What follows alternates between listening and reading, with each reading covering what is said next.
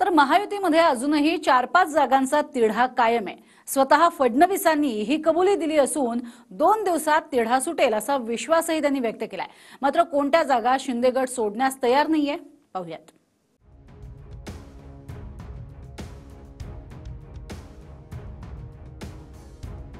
4-5 जागांवर आमचं अडलेलं आहे।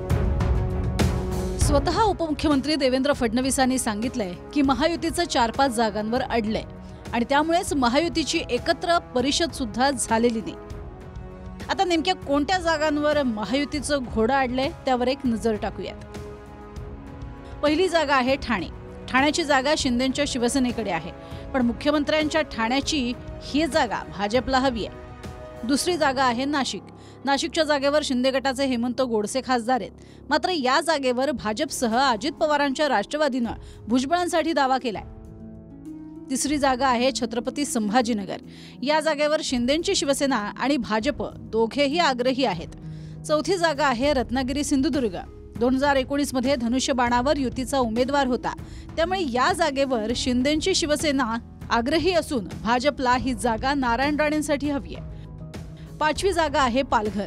2019च्या निवडणुकीत ही जागा भाजपनं राजेंद्र गावित या उमेदवारासह शिवसेनेला सोडली होती। आता भाजप पुन्हा या जागेसाठी आग्रही आहे। खरं तुम्ही म्हणता अशा 4-5 जागांवर आमचं अडलेलं आहे। काय असतं की एक जागा अडली की 3 जागा अडतात, कारण मग ही यांची असेल तर ती त्यांची असते।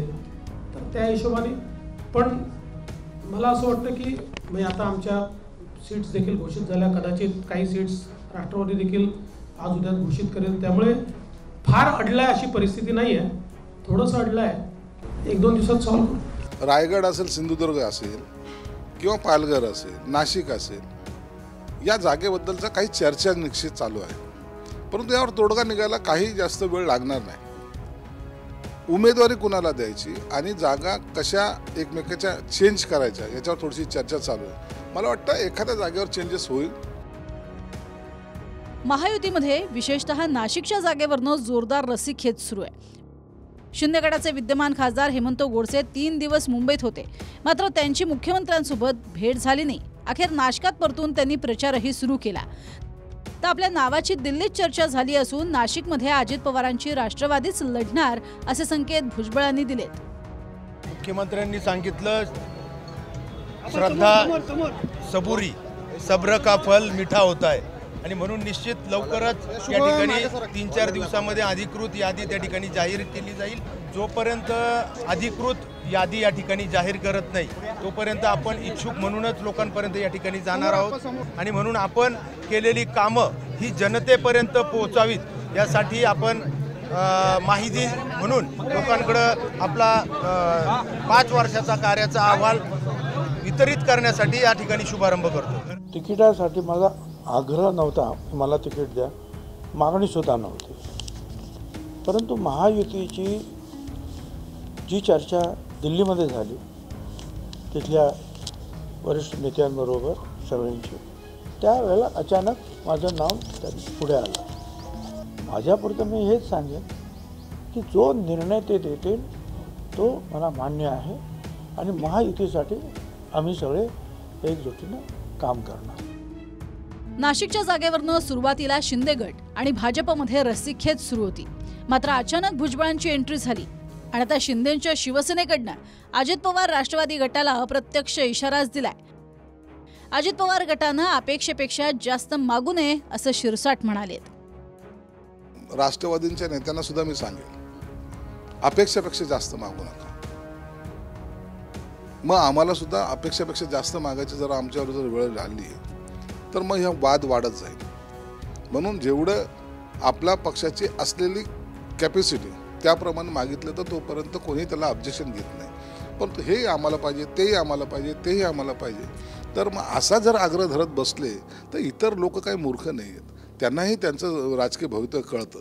वरिष्ठ पातळीवरती या संदर्भामध्ये चर्चा यापूर्वी झाली, त्याच्यातूनच काही गोष्टी त्या ठिकाणी पुढे गेलेल्या आहेत। आज उद्या राज्याचे मुख्यमंत्री एकनाथराव शिंदे, उपमुख्यमंत्री देवेंद्रजी फडणवीस आणि उपमुख्यमंत्री अजितदादा पवार आणि प्रदेशाध्यक्ष म्हणून मी आमची बैठक आणि बावनकुळे साहेब अशी आज उद्या होईल।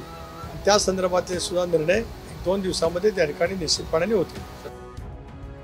नाशिकप्रमाणेच तिढा कायम असलेली जागा म्हणजे रत्नागिरी सिंधुदुर्ग. ही जागा शिंदेंच्या शिवसेनेची आहे. मात्र कोकणात लोकसभेत भाजपला एंट्री करायची आहे. त्यासाठीच भाजपनंही या जागेवर नारायण राणेंसाठी दावा केलाय. मात्र तब्येतीच्या कारणामुळे नारायण राणे यांनाच लढायचं नाहीये. पण भाजपची इच्छा असली तरी आमचाही दावा कायम असल्याचं शिंदे गटानं म्हटलंय. नारायण राणे साहब बड़े नेता है, लेकिन वो तबीयत के हिसाब से लड़ना नहीं चाहते, लेकिन भाजपा चाहती कि वो सीट लड़े।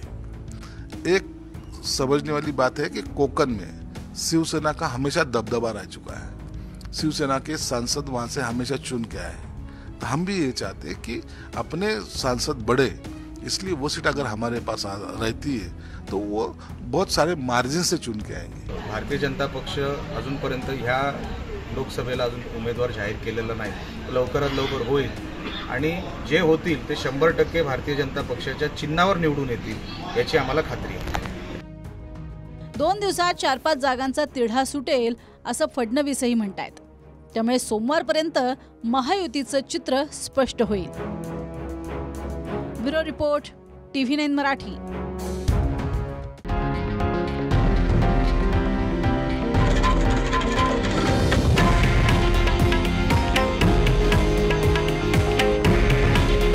हे आहे देशातील नंबर 1 न्यूज नेटवर्क आणि आपण पाहत आहात TV9 मराठी.